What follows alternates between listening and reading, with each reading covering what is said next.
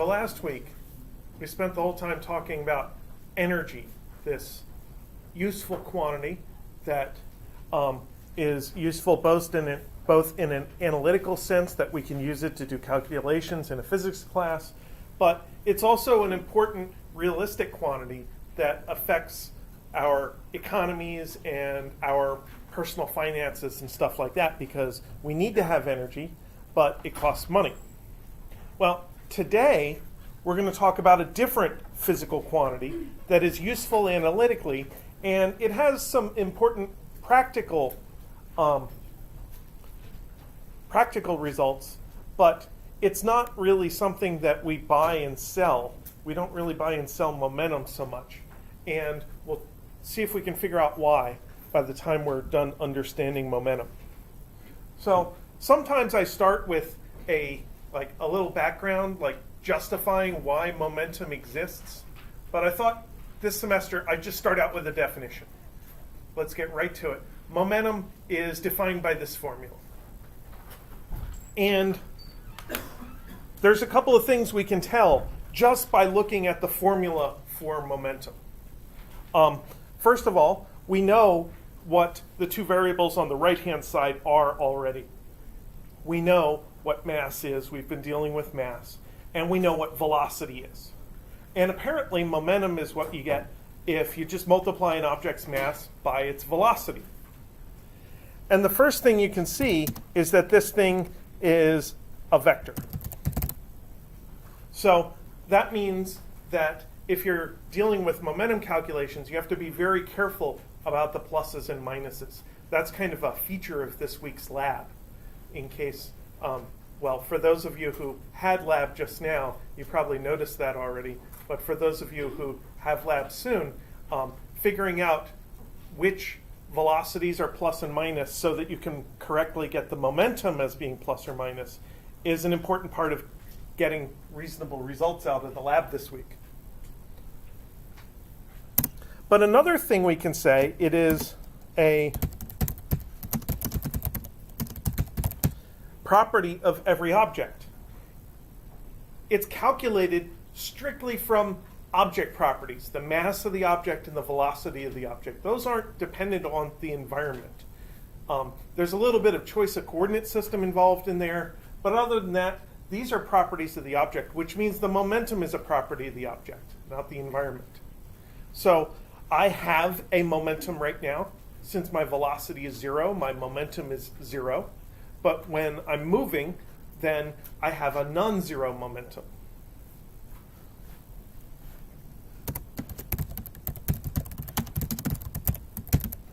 Of course, the straightforward thing to say is that momentum is proportional to velocity. That's kind of obvious from the formula, I hope, that you just multiply velocity by this constant and you get the momentum. But it is also related to kinetic energy. More kinetic energy goes with more momentum magnitude, and less kinetic energy goes with less momentum magnitude. But remember, kinetic energy is not a vector.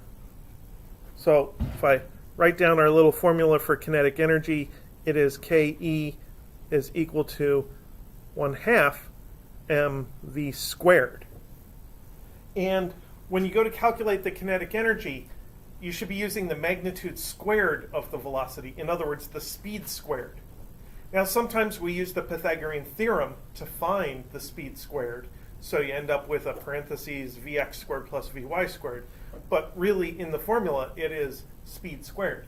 Whereas the momentum formula is all about vectors. But momentum does have a magnitude. P equals mv without vector signs is about the magnitude of the momentum and the speed of the object. And that allows us to say from here that v equals p over m, which means that kinetic energy is 1/2 m times parentheses p over m close parentheses squared. So what did I just do there? That has a name in algebra, the thing I just did. It's a substitution. And I used substitution to eliminate a variable. I eliminated velocity. Now I have a new formula for kinetic energy that doesn't have V in it. And I can look at that and do a little simplifying, and that turns into P squared over 2M. So there is a direct relationship between momentum, magnitude, and kinetic energy. It's that kinetic energy is proportional to momentum squared.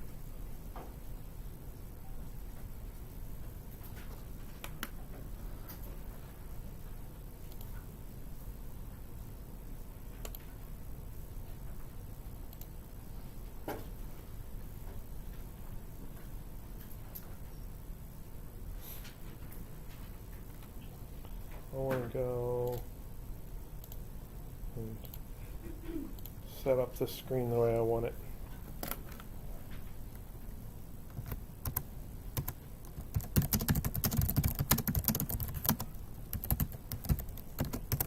Now, there are two more important things about momentum that we're going to prove, or at least we're going to sort of hand-wavy prove.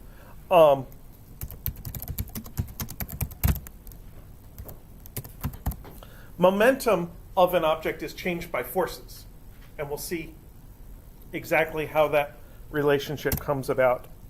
And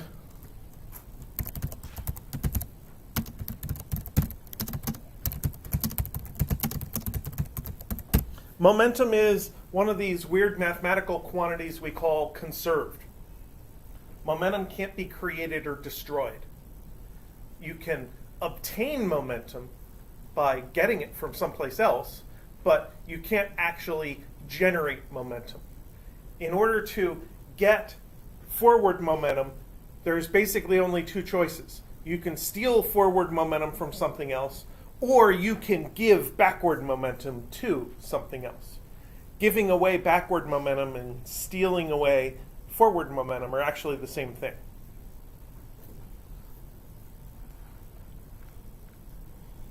So these two things, the fact that momentum is very closely related to forces and the fact that momentum is a conserved quantity, is why momentum is an important quantity. It's very easy to calculate, and if it's conserved, it means that if you can, by hook or by crook, calculate the momentum at the beginning of some process, you know that you can use the exact same value at the end of the process. So whichever is easier to calculate, beginning or end, initial or final, you do that, and then use the same value to learn things about the other.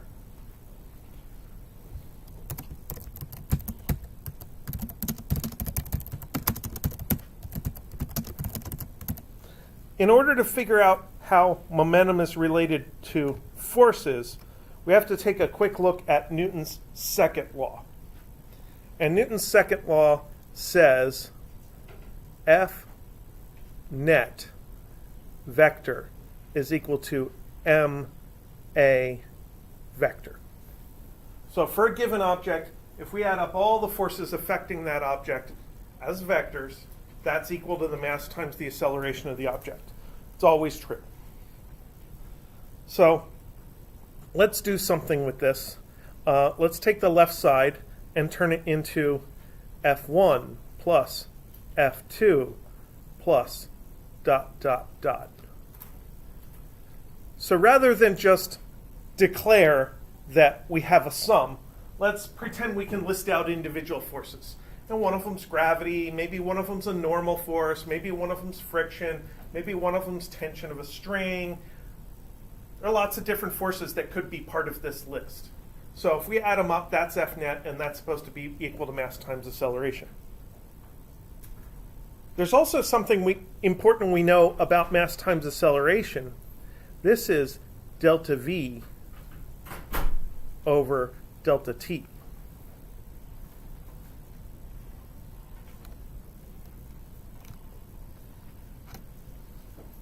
That's what acceleration is. It's the rate of change of the velocity. So one way to think about acceleration is just delta V over delta T. So now what I want to do is I want to multiply the delta t over to the other side of the equation. So this is going to be f1 delta t plus f2 delta t plus dot, dot, dot. If there's more of them, they go in this list right here. And then for the mass times delta v, I want to put in m times v final minus v initial.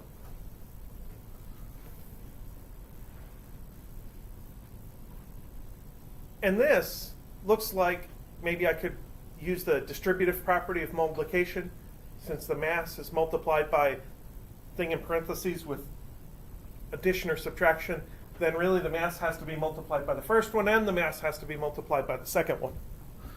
So this is mv final minus mv initial.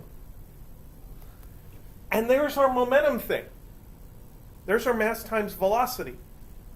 And this is why we define momentum in this way, because it shows up when you take Newton's second law and kind of multiply the t over to the other side of the equation. So now I want to name these things.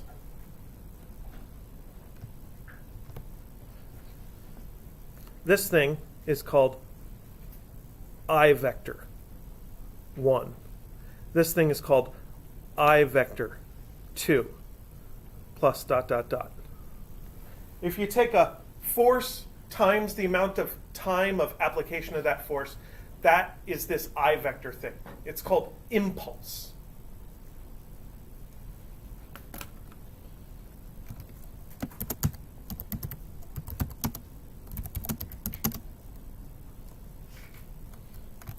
So far, I have kind of an equation that, put to words, says impulses add up.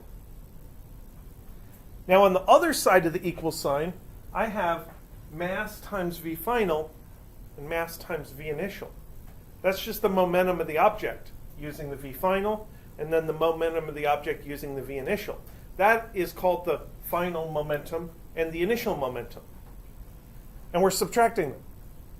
And when you subtract final minus initial, that's a delta. So this side is delta p.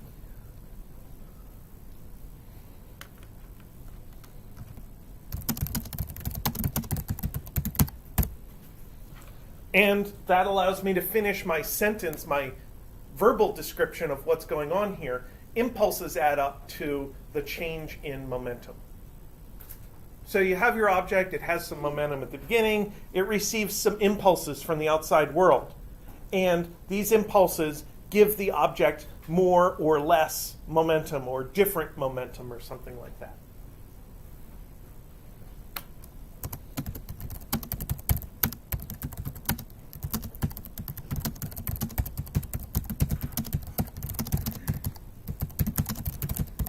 And another thing you could say is that these forces are each making contributions to the total.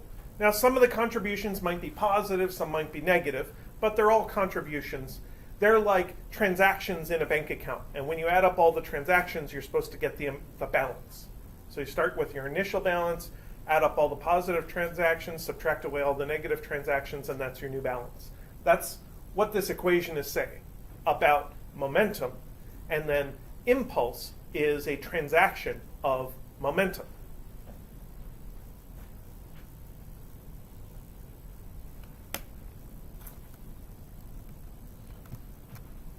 So that establishes how the momentum of an object is related to forces acting upon the same object. So now we want to take it a step further.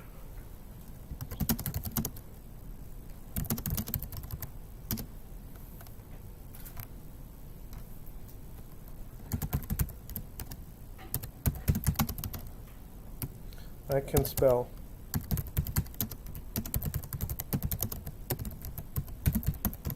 We need to justify calling it a conserved quantity.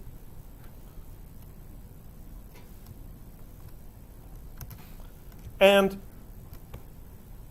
the word conserved like I've said a couple times, means that a quantity isn't created or destroyed. It is traded or exchanged or transacted or moved.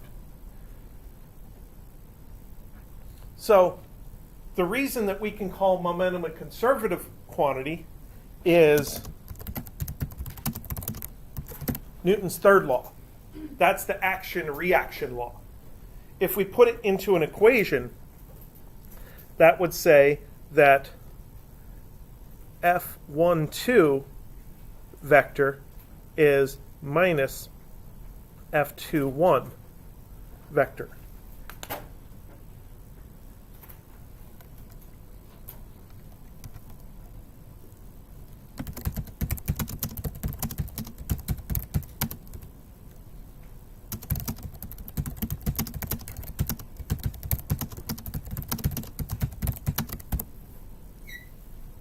So this idea of force is a way that objects affect each other.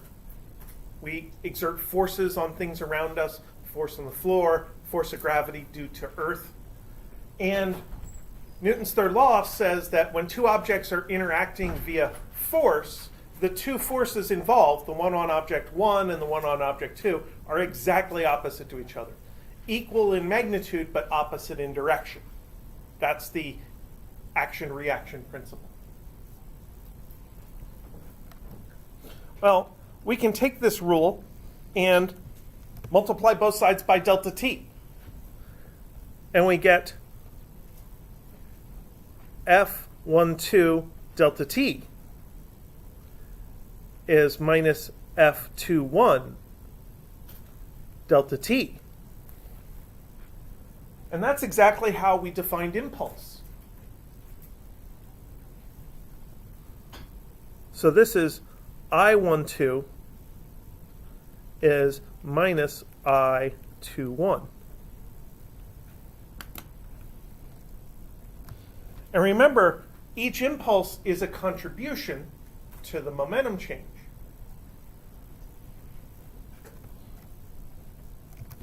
So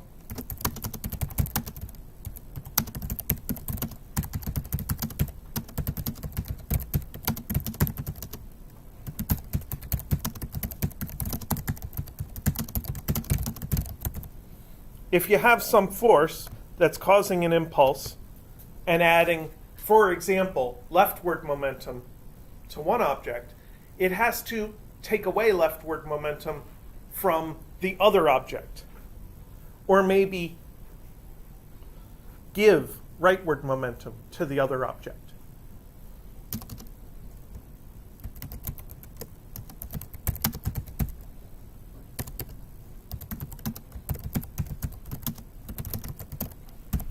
And as it turns out, every single force we have obeys Newton's third law.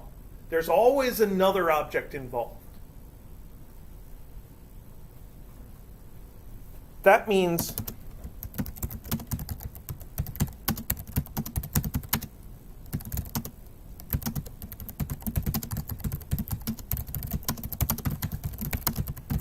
every single momentum gain for something we care about involves an opposite momentum change for something else.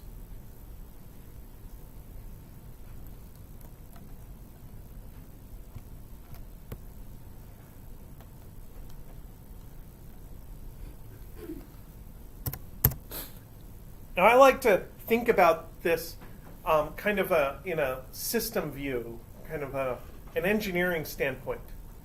If you have some container that you want to use to move stuff around, we might call that container a vehicle. And anything that makes a vehicle go, you could call a propulsion system.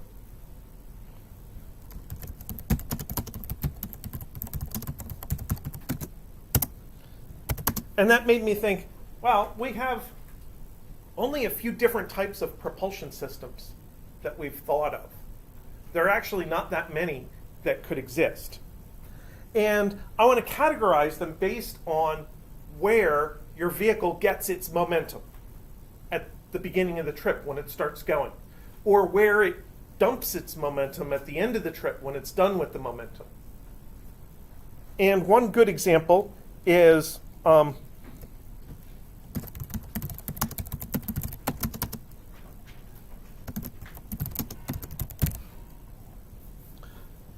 if we're walking around or driving around, we grip on the ground. And that means that we are getting momentum and dumping momentum into Earth.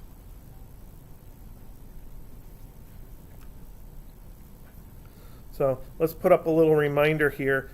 P equals mv. So let's say that I want to walk rightward. I want to walk in the positive x direction. So I push on the ground. I push the Earth backwards. And then I get to walk. So that means I'm getting some positive momentum. And you can see my velocity. Even if I walk slow, you can see my velocity. But what's definitely true is I have given Earth leftward momentum, the opposite. And that means that the floor, the ground, the building, and everything gets pushed leftward when I walk rightward. So all of you moved. You probably didn't notice it. No. Because Earth has a gigantic mass. And with such a gigantic mass, even if I give it all the momentum I can conjure up, when I dump that negative momentum into Earth, with such a gigantic mass, the corresponding velocity is almost zero. So Earth is perfectly happy to give us as much momentum as we want.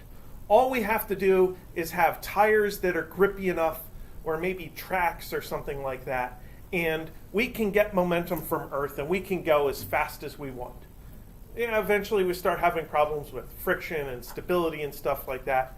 So there's a thing called the land speed record that people have been pursuing in vehicles for many years. And it's a very dangerous record. There have been a lot of crashes while people are trying to drive faster and faster. I think they're up to like 1,000 miles an hour or something ridiculous like that. But one of the ways that you can get momentum to go so fast is to grip on the ground. Of course, we do have vehicles that don't grip on the ground. We have vehicles that fly, vehicles that swim.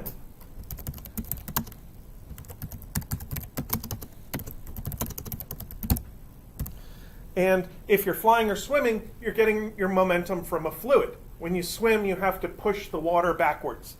When a plane or a bird flies, the plane or bird pushes the air backwards.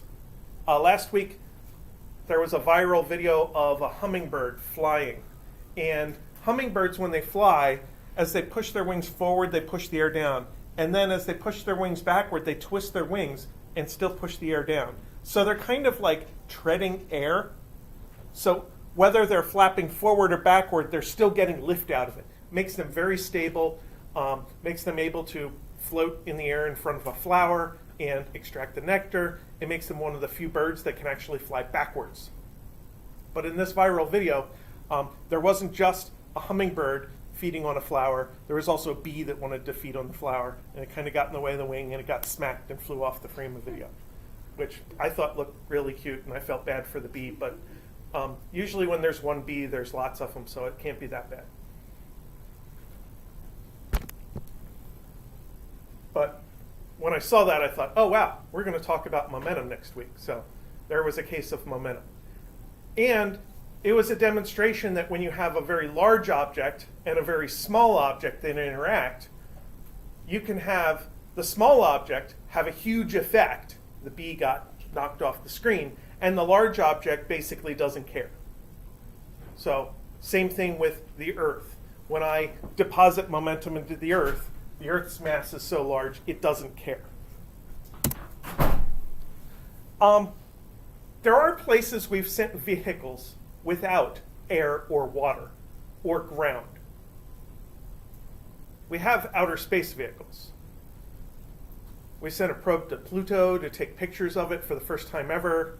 We keep getting new pictures of Jupiter and stuff. So how do we make our space vehicles go where we want them?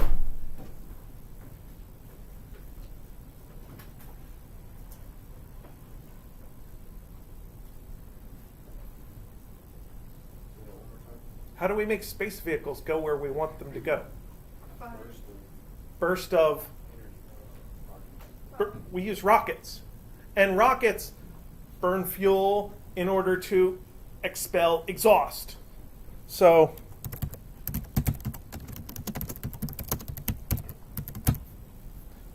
there's nothing you can grab onto in space. I heard it said that in space no one can hear you scream. That was a tagline for Aliens, I think. Maybe the first Alien movie, I forget. It was a long time ago. But also in space, you can't really grip on anything. But if you have a way to send out exhaust, then that exhaust is carrying backward momentum and it can push you forward. I seem to remember that's how Matt Damon saved himself in the Martian. So he actually put a hole in his spacesuit and hoped that he actually made it to the ship before he ran out of air. And there's one more thing that came up maybe last semester, maybe 2 semesters ago, somebody thought of. We have thought of ways to get momentum that don't involve physical objects. We can change our trajectory with magnetic fields. We could use electric fields. We could use photons. We can use solar sails. So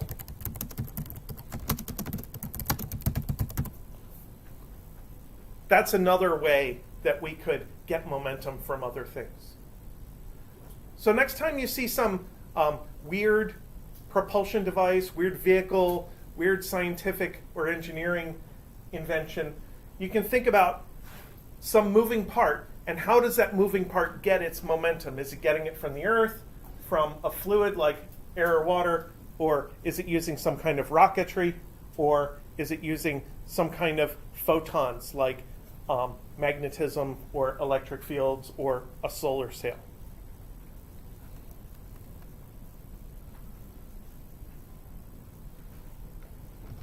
Now, I think that's probably enough for now of the vague theoretical stuff. I think it's a good idea to do some kind of numerical example. So I want to do a crash test. So in this crash test, we're going to have a really strong wall and a floor. And we're going to put a car in here with its M and its V initial. So in crash testing, car companies take their cars and throw them at walls, launch them at walls. So we're going to have M is equal to 1,500 kilograms, and V initial is equal to negative 20 meters per second.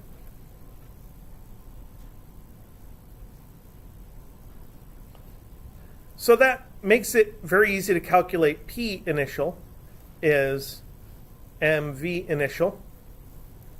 Notice that the momentum of an object can change. So there can be an initial and a final value, but generally the mass of an object does not change. So we don't have to label the mass with an I or an F. So this is our 1,500 kilograms times negative 20 meters per second is negative 30,000 kilogram meters per second. So here's our first momentum calculation. And it tells us two things. One, momentum can be negative. And two, it tells us the units of momentum. Remember, for every quantity we deal with, it has units. And since I calculated momentum by multiplying the mass and velocity, the momentum units are just mass units times velocity units. So kilogram meters per second. I already clued you into one question on the final exam. Here's another one. New quantity, new units, new question. As it turns out, we don't have another name for these units. They're just kilogram meters per second. So either they ran out of smart people to name units after, or they just didn't like any of the smart people that were left. So there's no name there.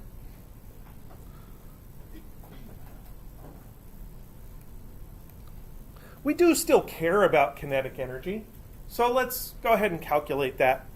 That's 1/2 mvi squared is 1/2 times 1500 times 20 squared is, turns out to be 300,000 joules. In our first energy calculation, the car on the highway had 900,000 joules, but it was a heavier car and it was going faster, so of course it had more energy. This one's not as heavy and it's not going as fast, so it has less kinetic energy. We could do KEI is p squared over 2m. That's 30,000 squared over 2 times 1500. But we would get the same answer. So a lot of people just don't bother using that formula. But if you don't know the velocity and you don't care about the velocity, maybe you could go from one to the other without worrying about the in-between. So that is all the initial, before the collision.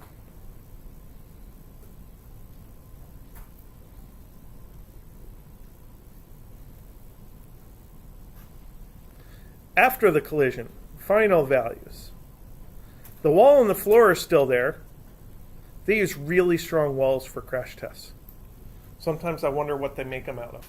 Then I realize they're probably just solid steel.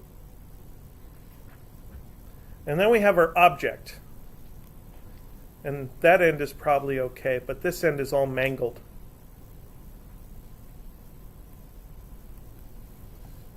And there's our V final. And let's say that V final is equal to +2 meters per second. And these numbers, I got them by looking at a video of a crash test. And then I went frame by frame to figure out the velocity, and I lost track of what video it was, so I can't show it to you. Sorry. P final is 1500 times 2 is 3,000 kilogram meter per second. And KE final is equal to 1/2 times 1500 times 2 is 3,000 joules. These two numbers are the same out of coincidence. It's nothing special. They're not the same quantity. They can't be the same quantity. They have different units. It just happens to have the same numerical value. That means nothing. But let's compare what we have before and after the collision. Before the collision, we had negative 30,000 units of momentum, and now we have only 3,000, and they're positive. Before the collision, we had 300,000 joules of energy. After the collision, we have only 3,000 joules of energy. So we could state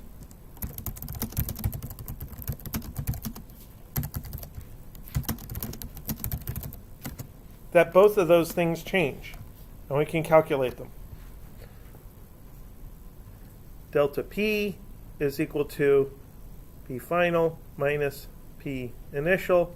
Is final was 3,000 minus negative 30,000 equals 33,000 kilogram meters per second. So there's a significant momentum change.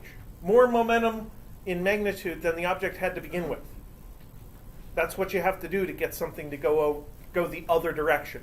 You have to take away all of its initially forward momentum and give it some extra momentum going the other way. So there's the 30,000, there's the 3,000.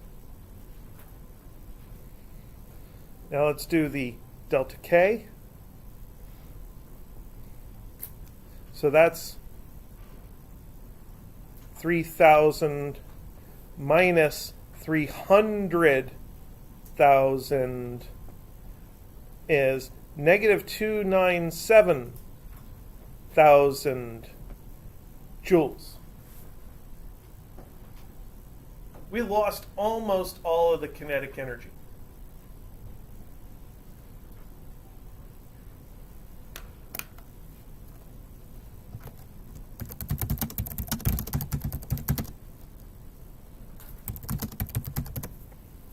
So where did the momentum come from?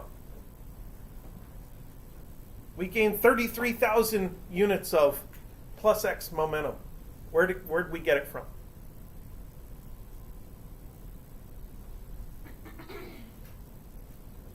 We always get momentum from another object. What object did this car hit? It hit the wall. So this car got momentum from the wall, which is in turn attached to Earth.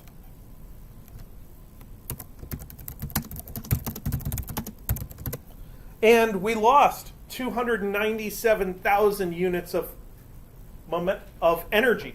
Where'd the energy go? It didn't go into the wall. That's the weird part about this. So what happens to a car when it hits a wall really hard? It crunches. There's a lot of noise emitted. There's a lot of heat created.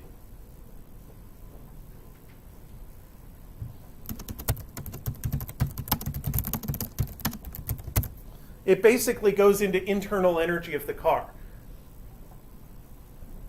Maybe some of that energy is given to the wall in the form of heat, but most of it's in the car. Earth can receive all of that momentum, the 33,000 kilogram meters per second of momentum, and basically gain no kinetic energy whatsoever. I can prove it.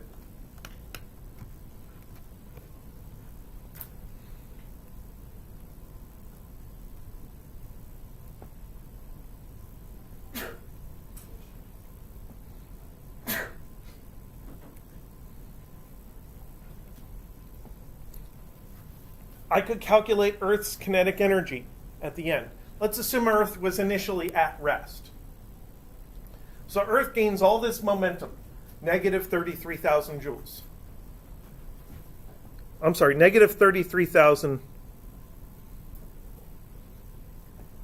kilogram meters per second squared over 2 times 6 times 10 to the 24th kilograms.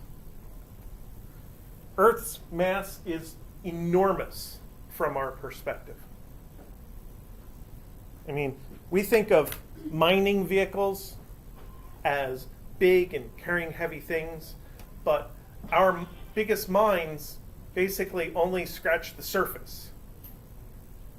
Earth is a lot wider and a lot deeper than any mine that we've ever dug.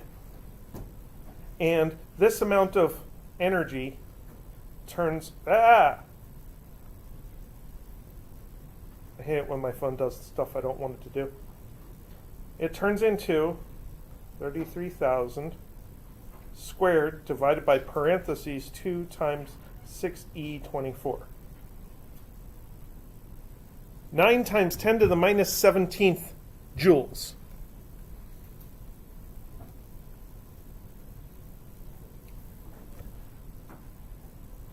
We thought the 300,000 joules of energy in this car were not that much. The energies you deal with in lab today are a fraction of a joule, maybe like a tenth of a joule or a 20th of a joule.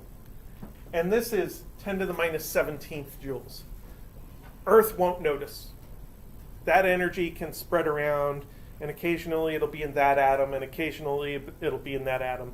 That much energy is so small it won't even spread around. It'll stay in one place and just meander all over the place. So that's kind of another emphasis that Earth can absorb a lot of momentum without really being affected by it.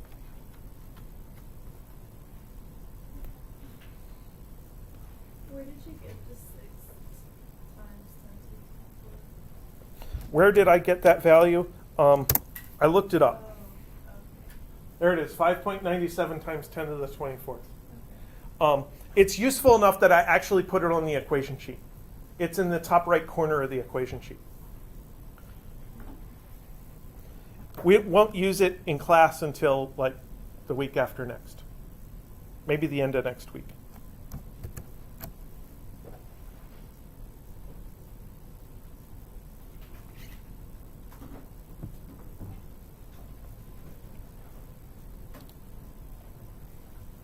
So momentum seems like it's maybe a little bit useful.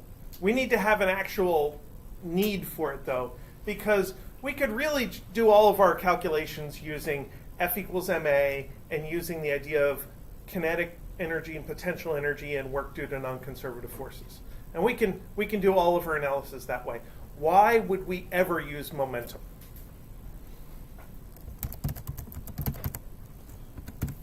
Because there is a thing that we want to be able to deal with called a collision. And collision science is something that we're supposed to study in classical mechanics.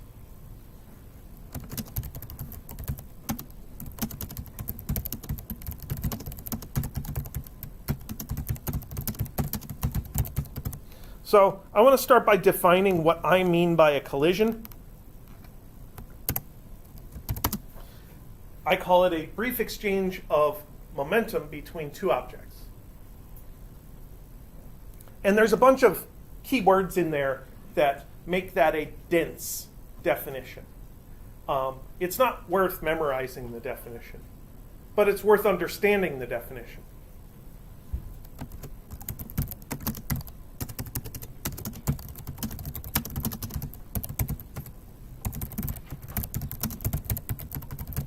And first, the word brief.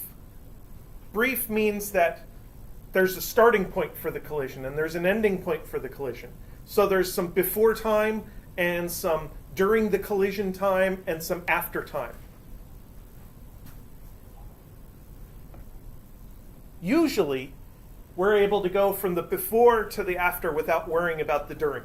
And that's why we like conservation of momentum, because it lets us sweep some of the details under the rug.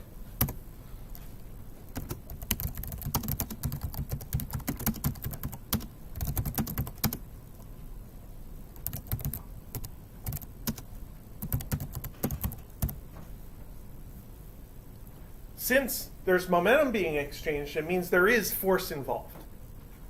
So you can't just have two objects pass through each other with no effect. We're not talking about running through a ghost or something like that.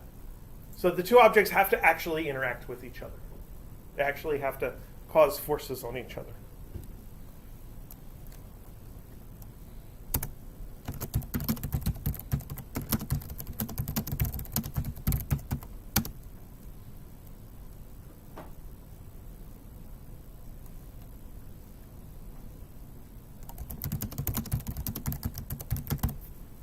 And then I finished off this definition with two objects, that wording, because that implies there are not more than two objects, which means nobody else gets to take away our momentum, only these two objects.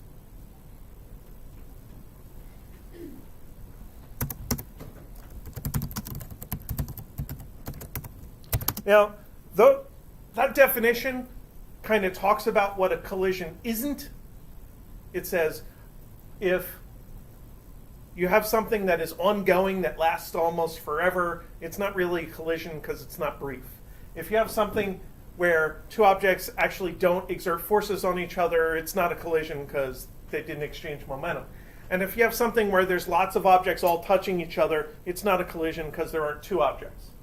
But there are some loopholes, some things that are collisions that you might not think of as being collisions.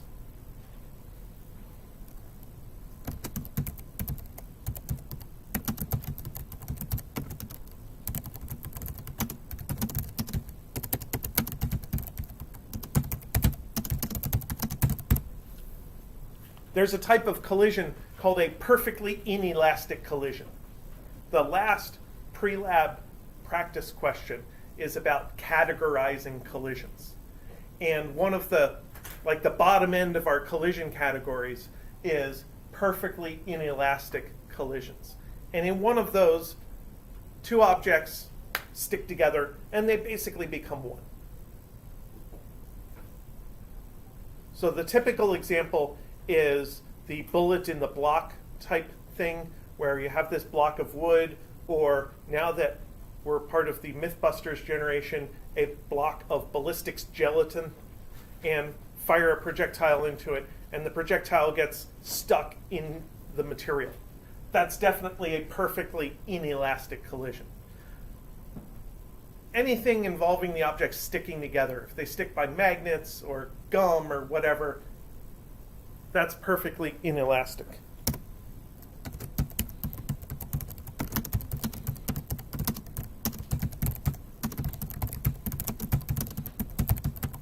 And another type of collision that's a little weird is an explosion. And in that case, it's the opposite of the perfectly inelastic collision. In an explosion, you have something that used to be one object, but now it's more than one object. You can also think of throwing something or launching the projectile in the projectile motion lab as being a type of an explosive collision.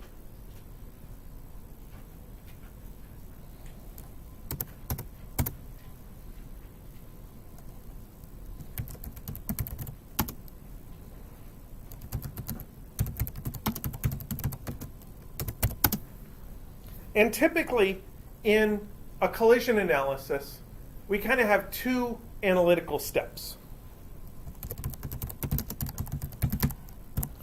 We have to conserve momentum. That's first and foremost. And that's part of the idea that a collision is an exchange of momentum. These two objects get to trade momentum, but the total momentum between the two objects has to be constant. And I'm going to teach you two methods to conserve momentum. And the next part is we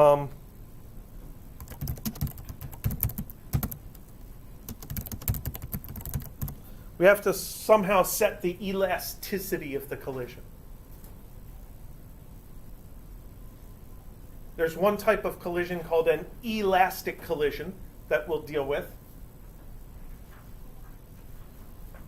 And for this, we could deal with velocity, relative velocity, or energy. In an elastic collision, the energy is conserved. We saw with this car hitting the wall, the energy was not conserved. It had 300,000 joules and then it had 3,000 joules. It lost a lot of energy. That was not an elastic collision. On the other hand, it also was not a perfectly inelastic collision because the car didn't stick to the wall. The car bounced off the wall. So the car and the wall were separate objects after the collision. So it was somewhere in between. We call that a plain inelastic collision.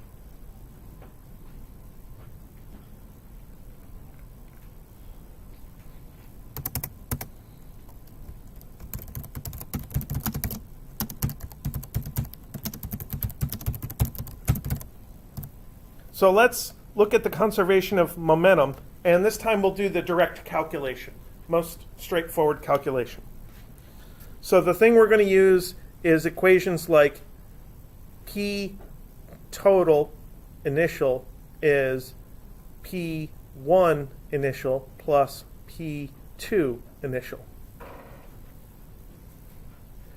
And P1 initial is equal to M1 V1 initial.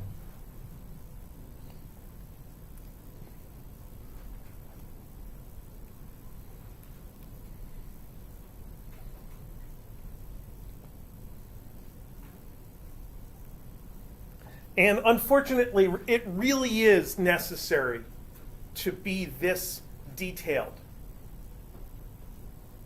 because we have what quantity we're talking about, who is having this quantity, as in what object are we talking about, and when are we talking about it, because an individual object's momentum could change. If it doesn't change, it's not a collision. The total momentum's not going to change, but an individual object's momentum is going to change. So let's go back to this car situation.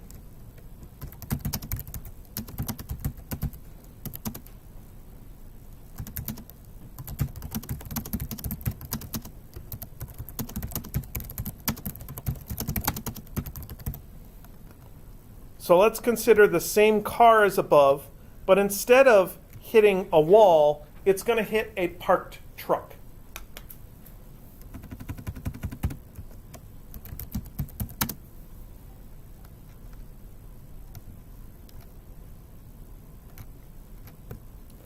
So we still know the same P total initial is equal to negative 30,000 kilogram meters per second plus 0 equals negative 30,000 kilogram meters per second.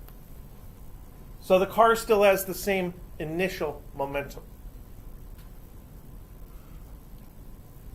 Now we have to worry about the final momentum.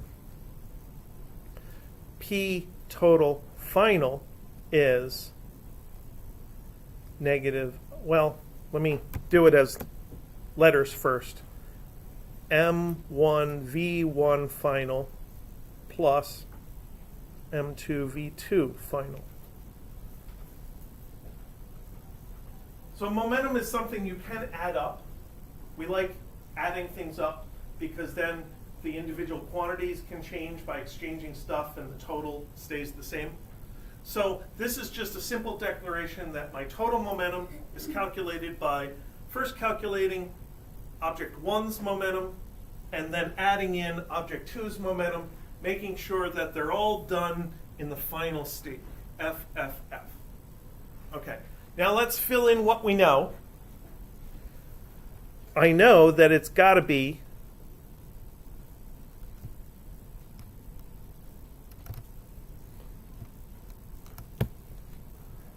negative 30,000 kilogram meters per second.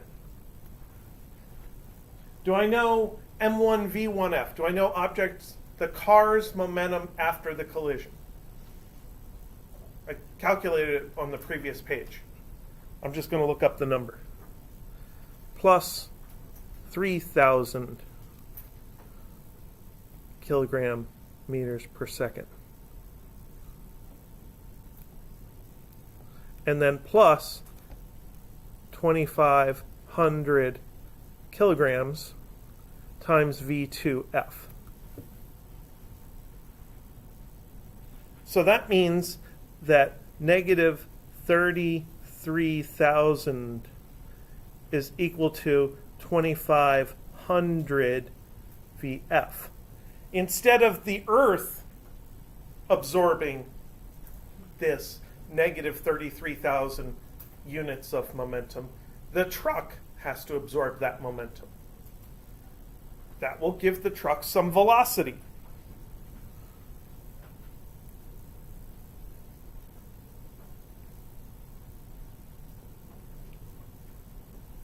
Whoops, that's V2F. V2F.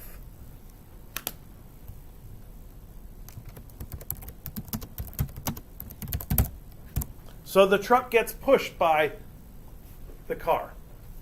So this is like your collision number 2 in the lab this week, where you push a small cart into a big cart. And the small cart will bounce off the big cart slowly, and it will make the big cart move a little bit. So this owner of the truck left it parked, and they're going to come outside and find their truck has moved. They're probably not going to like that. If that's all that happened, maybe they could get over it other than somebody touched their truck. But there's another problem. Energy.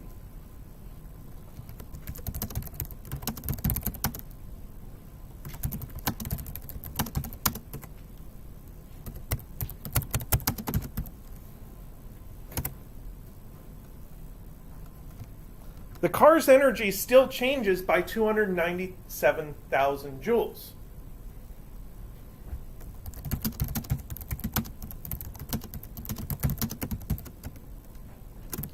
Now, instead of it all going into the car and wrecking the car, some of it's going to go into kinetic energy of the truck.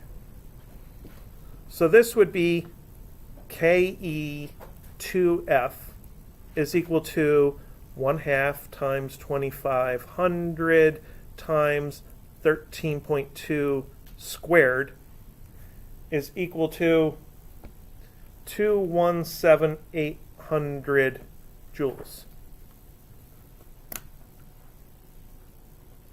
So that energy is an annoyance for the truck, but it's not that big a deal for the truck. All it's going to do is get dissipated by the tires, because I assume that whoever parked the truck left the parking brake set or left it in park, so that the tires are going to slide against the ground, and I don't think it's even going to be enough to put a flat spot in the tires. I think it would leave a little bit of a mark on the ground, but it wouldn't be too bad.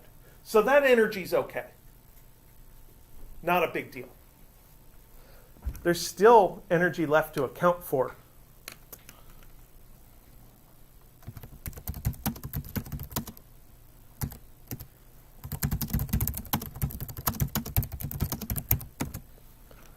So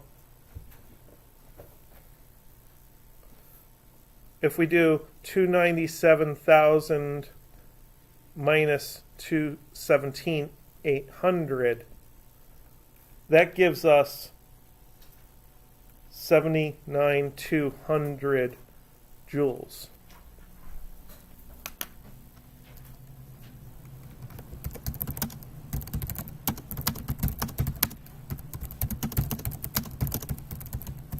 And it's this energy, this remaining energy after we've picked up the kinetic energy, that's left to brake the car and brake the truck. So maybe the car doesn't get quite as damaged as before, because when the car hit the wall, the car had to absorb 297,000 joules worth of energy. If the car hits a solid wall, the car's toast. This time, the car hits a truck. So the car has to absorb maybe half of that. Maybe the car gets 60% of it. I'm not quite sure. So the car gets less damage. But then the truck's going to take a share of that damage. And that's what is really going to upset the owner of that truck when they find out that their parked truck, which was perfectly safe, was hit by this car going 20 meters per second.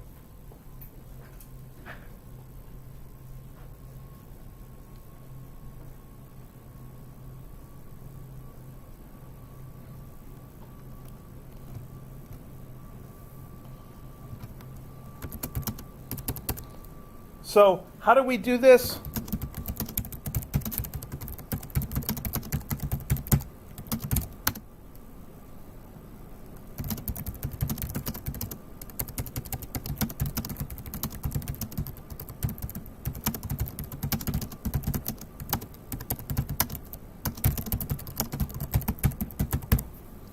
We used direct conservation of momentum, and we didn't really have to worry too much about elasticity because we knew one of the final velocities.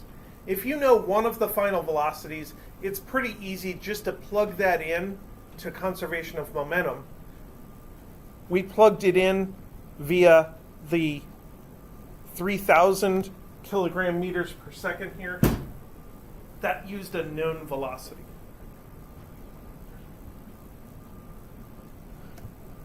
So if that's the kind of collision you have where you know all of the before information and you know one final velocity, that's what you should do. Very easy to do. Direct conservation of momentum.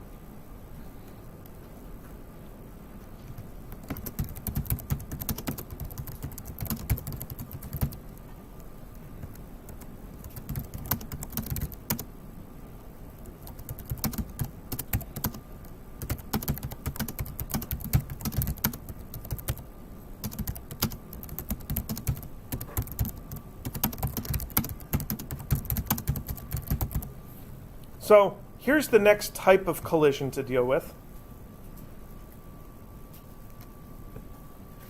It's called the perfectly inelastic collision.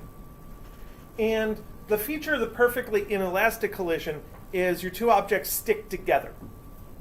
It's pretty straightforward to calculate because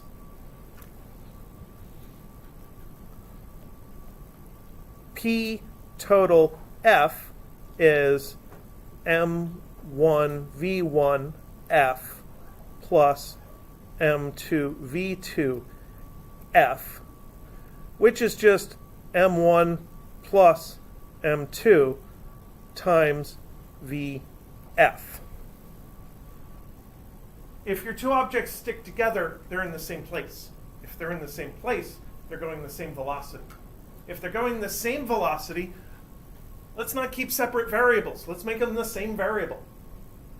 And if each mass is multiplied by the same variable, let's just factor it out.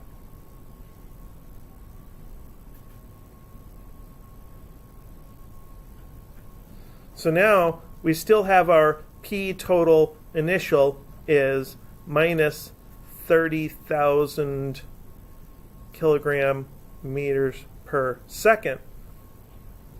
So let's plug that in as minus 30,000 is equal to 1,500 plus 2,500 VF.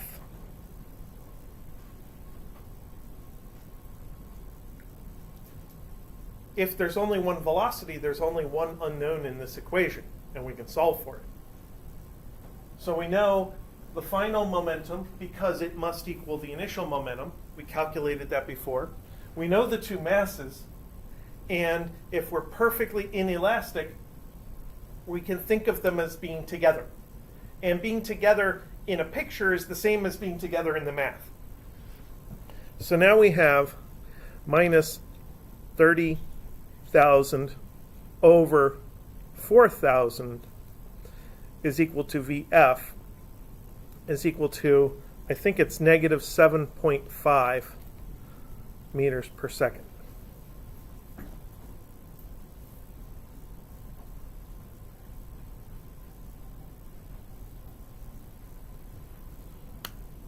So let's do a little drawing of what this looks like.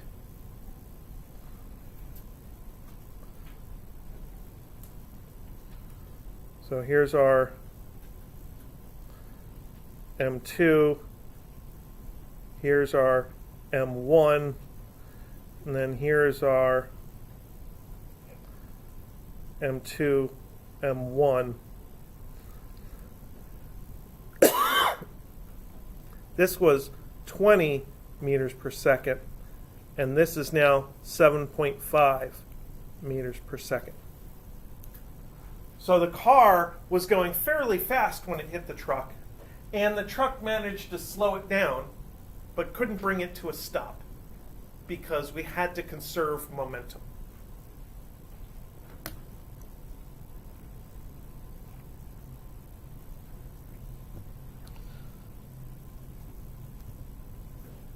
So that's a good set of examples for the first easiest set of collision type problems you have to do. So, of course, there's got to be a homework assignment about collisions. I'll get that posted, I hope, tomorrow morning. And then we'll talk more about collisions on Thursday, where I show you how to deal with the elastic collision, where things bounce off each other and conserve kinetic energy. And that's what I have for today. Oh, one thing I wanted to point out.